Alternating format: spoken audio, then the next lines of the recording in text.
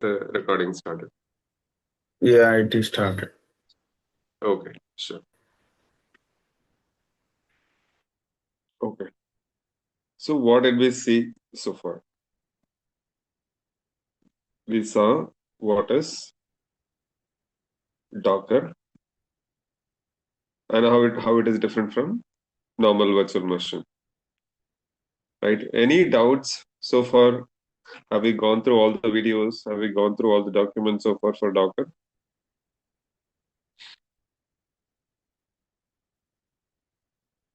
Yes, Shankar. Okay. Anything from Srini or Kushal? Yeah, Shankar, I have seen about Docker. Okay. Can you tell me how to run a Docker container? A Docker run hyphen p and Okay, as destination simple as IP. that. I mean, Docker run command itself is more than enough, right? I mean, other options you need to figure it out based on how you want to run it. Dash P option to expose a port, host port, and Yes. a container port. Whether you want to run it in the daemon mode or normal mode, like that, you can just do all that. How do you build a Docker image?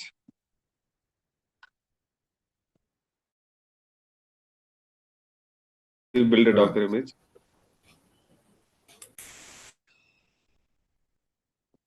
How do you create a Based Docker on the image? Docker file. You need to do a Docker build. Dash T. That will be your tag name. So for this, the input is, what is the input for this? Docker file.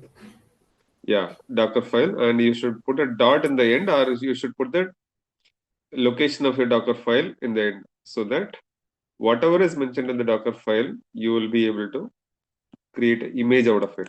What is Docker image? What is a Docker image? What can I call it as? So it is like a instance, right? AMI. It is like AMI. It is not instance. See, when Sorry, you run AMI. Yeah. when you do a Docker run, it is a deploy. That becomes very easy to. So whatever is the output from Docker run, that becomes your EC2 instance or your container instance. The image is similar to AMI or OS image. Any doubts so far? Okay, moving on. How do you stop or start a system service? System D service or traditional service? System D or traditional?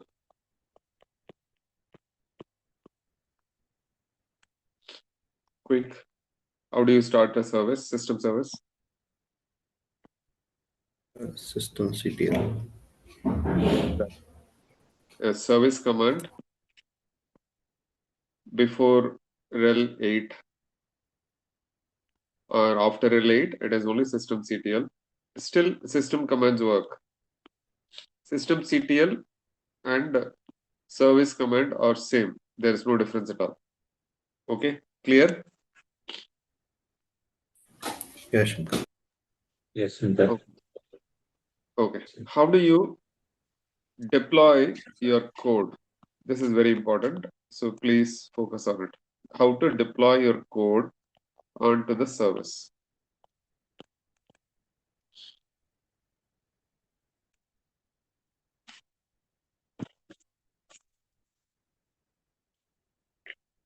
There is definitely a war file or a jar file that needs to be copied to a particular location of your service. And then restart the service.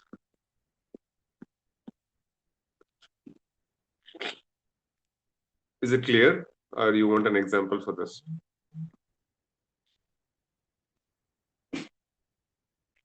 Guys, Yes, Shankar. If you can give an example, it's gonna be good. Okay. You remember we have built Java web app. We gave an example of Java web app where we build a jar file, and then the jar file gets started using the java-jar command with the jar file as an input, and your application gets started. For this, we install some we install HTTPD or any other web service. So some web service need to be running on this machine so that it can serve this application. That is what is the idea behind it. What will happen if you run? So what do you do when you create a Docker container or Docker image? You pull a Docker base image. You pull a Docker base image, and then you copy your application code inside, and then start the container. Build the container and pull the image or push the image, and then pull the image and run the container. Is there any doubt so far? No, Shankar, it's clear. Okay. The reason why we are not just trying to manage Docker containers on a system simply, what is the reason? It is very tough to maintain or manage Docker containers without an external application or external service. Because Docker containers are lightweight in nature and isolated in nature, and it is ephemeral in nature. What is ephemeral? EPHEMEREL. You can probably figure out the spelling, but ephemeral means not stable. It can get killed, stopped, or restarted anytime, and you may lose the data. So that is very important. You may lose the data which is there inside your container. So any questions on this? This is again fundamental. If you don't have this clarity, it will create a problem for you to understand Kubernetes.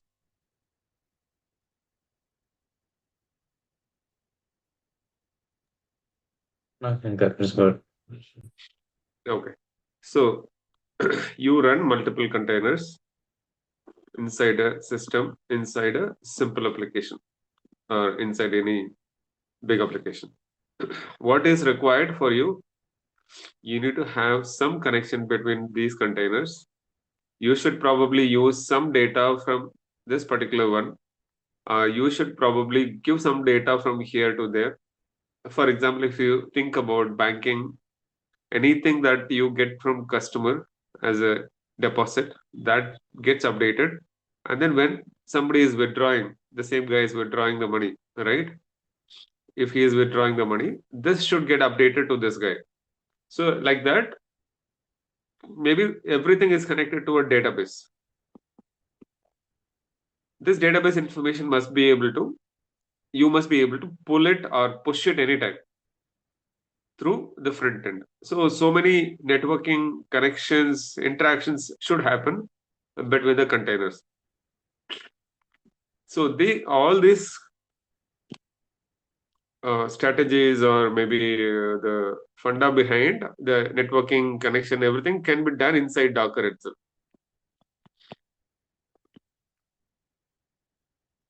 But so this is developer.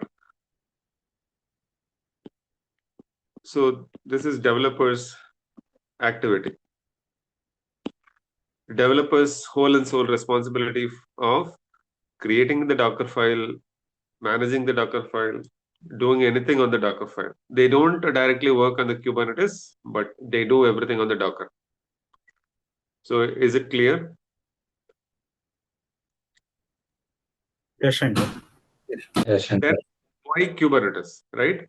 So you would probably ask why Kubernetes. So you think about, again, I'm going back to the regular service, like your system service. You deployed version 1, which is already running, and you made some changes to the application. How do you install the latest code? V1 is running on, say, EC2 instance. There is the EC2 instance that you created. Number 2, how do you install this application? I mean, update the application. So install the application, you can simply install V1 here, the latest one, sorry, V2, and then you can ask customer to use this. What would happen in this case? There will be a downtime.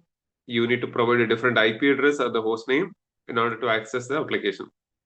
So people will always do something on the existing machine to make sure the deployment is successful. There is no problem with respect to the availability of the application for the customer. So in this case, you may have to quickly stop the application, start the application, start application by copying the binaries from the latest code. Is it always going to be successful when you copy the code from latest branch? There is no possibility, right? There is no guarantee. So it will probably have some issues. How do you rectify that issue? So what people do, they will deploy on 2 different EC2 instances at the same time. They'll have a load balancer. So customer will access load balancer.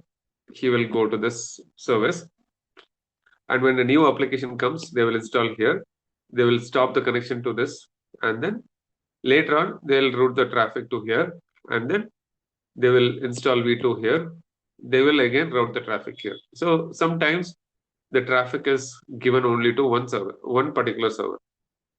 This is how the deployment started initially, in order to make sure the customer is able to access application at any time without having longer downtime. So usually it's a little downtime, or maybe the application is giving a 404 error or 504 error, and the customer is able to access it once again.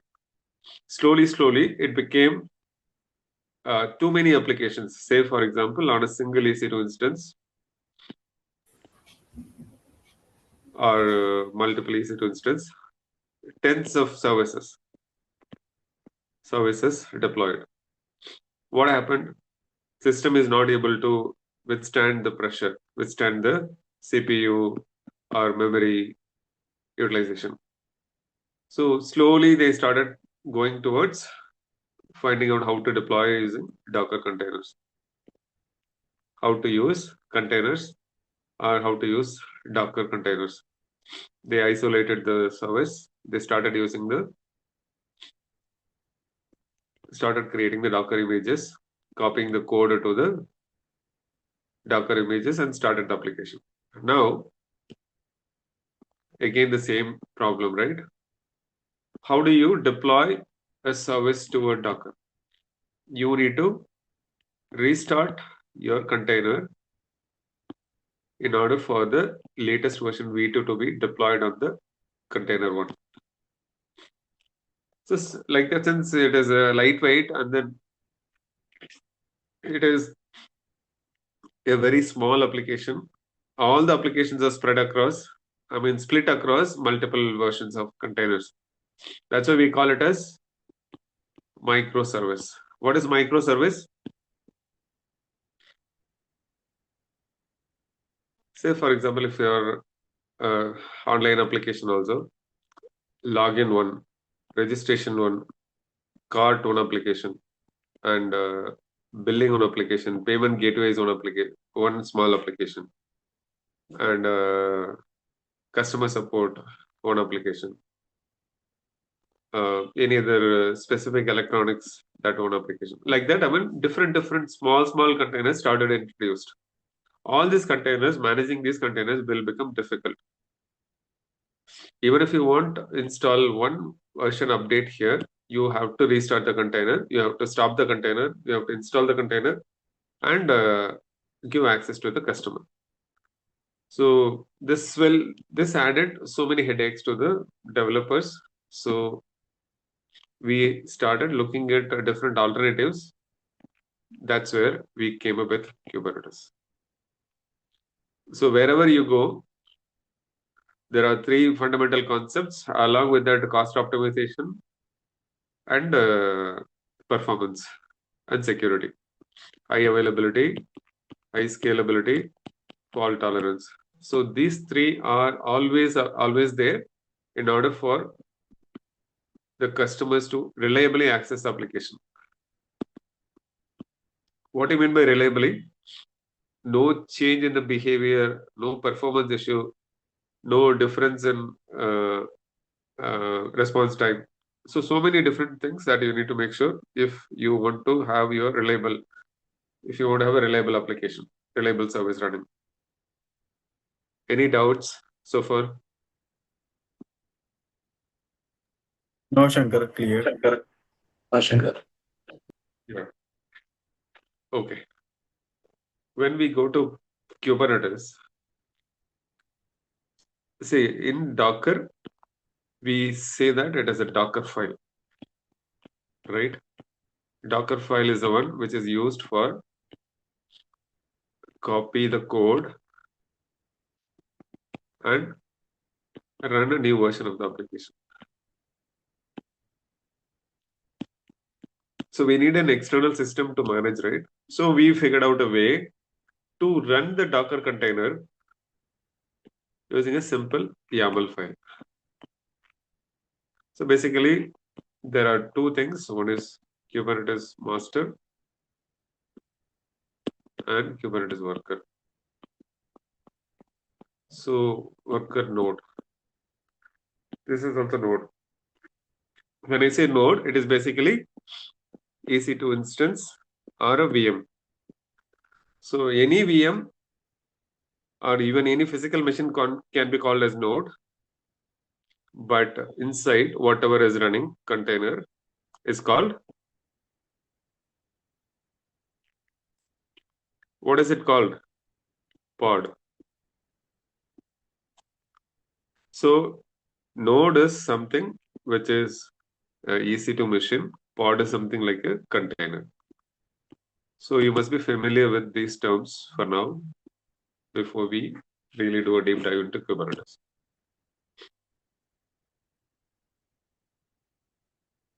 Okay. What is the smallest unit which is inside the Kubernetes? What is the core thing that runs on Kubernetes?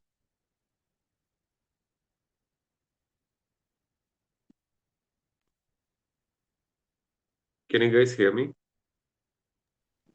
Yes, Shankar. Yes. Okay. It is a pod 1, pod 2, pod 3. Okay, say this is your application and customer is trying to access this application. How do you make sure this application is highly available, highly scalable?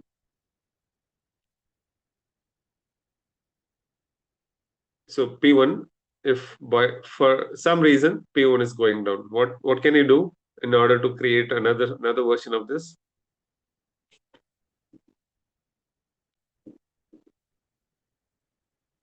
You have to have a replica set.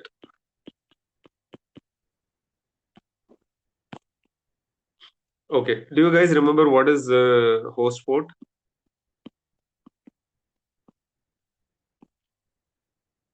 Yes, Shankar, on top of host port, the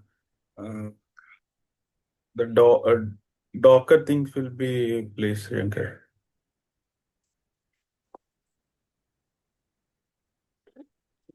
Host port is actually, say if there is a container running, right? Only say here it is node port, or we can call it as container port. If only container port is there, the customer won't be able to access anything. Got it? If there is a host port, then only the customer can access it.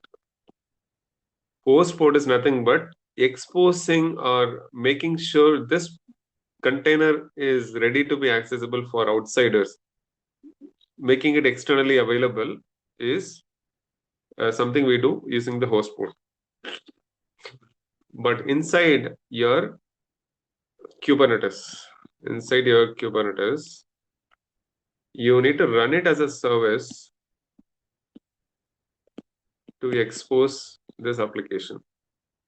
So first is replica set that you need to create in order to make sure it is highly available, and a service to make sure the service is accessible to the customer. For example, if you think about a restaurant, right? If the door is closed, or maybe the door is open, but no service people. People are just cooking in the kitchen. There is no people to serve you. That means that whatever thing that they're cooking, it's not available for you. Is that right?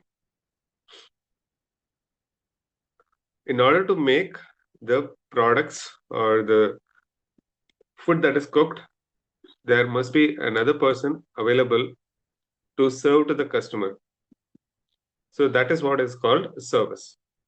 So unless you make it as a service, that product won't be accessible to the people outside or not for the customer. So similarly, whatever is deployed inside the container, inside the Kubernetes, all the containers will be accessible only if you make them as a service. So that is very important.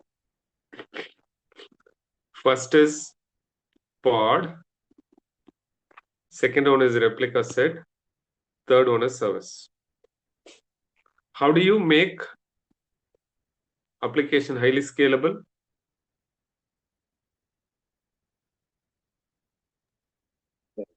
To create a replica set. Yeah, replica set is already created.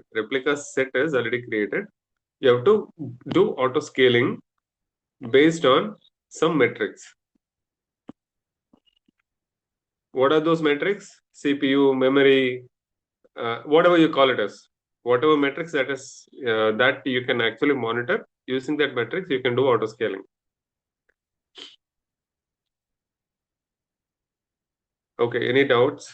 So replica set and auto scaling are connected together. Auto scaling cannot be done without a replica set. Clear? Yes, Shankar. And here Yes, host Shankar. port is a service, right? It is not host port. Host port is a service. Host port is another concept, but again, there are different ways to create a service. So that is again little complicated. You will get to know there are different ways to create a service, like load balancer, node port. At least two different ways to do it for the service. Okay, Shankar.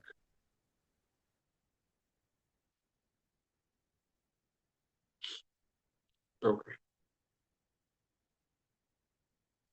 So any issues with respect to understanding the concept of Kubernetes? Shankar. Everything is clear. Okay. Say, for example, your pod is running. This will go with the pod right now. So we know we have to do a replica set. We have to make it as a service. And so we talked about running service. Your pod is running inside with probably version 1. In order to install or deploy version 2, right, we need to also have a deployment configuration. Everything is YAML that I have already told you. Everything is YAML. So that it says it's a command line interface. It's a commands that you need to run to deploy or make any changes you need to do run Kubernetes commands, kubectl commands. It is kubectl. So we'll look at the commands that needs to be run in the next class. But at a high level, architecture, whatever task that you need to do, that I'm trying to explain it here now. So deployment is for making sure the application is highly available to the customer when the new version is getting deployed on the running container. Clear? So, Shankar. okay, there is a volume which is getting attached because it is called persistent volume. Any time if your data, see there'll be data which is inside your container, right? You may be storing some application data, customer data, whatever it is. This data will be lost as soon as you restart. So it is important to create a persistent volume and attach to the container. Like that, there are so many small objects. So everything is called, including pod, replica set, service, deployment, persistent volume. Everything is called as Kubernetes objects. Clear? Yes, Shankar. Whatever configuration that you need to do, say for example, even the data about your customer, some information is changing, all those things need to be supplied as configuration to the application. That is called a config map. Config map is basically simple data which is not a secure data. So we use config map. If it is a secret information, say like some password about the customer or some phone number about the customer, that should not be visible to outside people. That should be gone as secret. That should be copied to the container as a secret. So these are the different objects that you can think of. So on a day-to-day basis, whatever you do, that becomes a different object in Kubernetes. So starting from pod, replica set, service, deployment, persistent volume, secrets, config maps. These are all the fundamental objects in Kubernetes. Apart from that, we have stateful set, daemon set. There are even more complicated services, objects like ingress, service accounts like that. So we'll take a look into it the next class. So another thing that you should always look at is the namespace. It is something like having a different workspace. Namespace is something similar to workspace where you split the work into smaller pieces and deploy your application into the namespace. Say, for example, in the same node, you want to have a namespace for one particular set of containers. You can create a namespace, another namespace for different set of containers. Okay. Yes, Shankar. So yeah, Namespace is nothing but, I mean, there is a concept in DNS, that is one, Shankar. Is there a other thing? what is that namespace? Huh? Yes, Shankar. What is there in the DNS? In the DNS mapping, we are updating the namespace, kind of. For example, if we are hosting some other things in GoDaddy, they will provide some namespace kind of thing. Okay, basically isolation, right? Namespace here. Yeah. See, it is like an isolation. That's all. Say you want to keep one set of data in one namespace, another set of data in another namespace. That's what it means. Okay, Shankar. Sure, I'll definitely take this feedback. I'll take a look into it and do a comparison. Otherwise, I think for today I have covered pretty much whatever I wanted to cover. So this is fundamental thing. We'll look at the Kubernetes objects, YAML files tomorrow. Okay, So Chandra. it'll be each Kubernetes objects example and how to run them. So one thing for sure I'm not going to cover is Kubernetes setup. So most of the times either it is available for you or you can create using Terraform. So we'll probably see how to create Kubernetes cluster using Terraform. There are different objects, different configuration that we'll see, and architecture we'll see. But very important is how to manage the pod which is running inside a Kubernetes cluster. What is a cluster? In simple terms, A group of a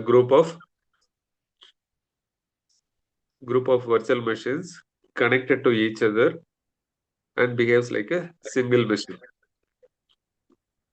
So you don't feel like, I mean, there are different machines running, different services running, different EC2 machines connected to each other. You feel like it's a single machine. There is an agent running on the EC2 instances that behaves like it is a single machine. Whenever you do a deployment, it goes and gets deployed in any of the instance. There is no guarantee that it will be deployed in one or two, but there are other ways to even control it. That's when Kubernetes Kubernetes play a role. Okay, you can stop the recording for now.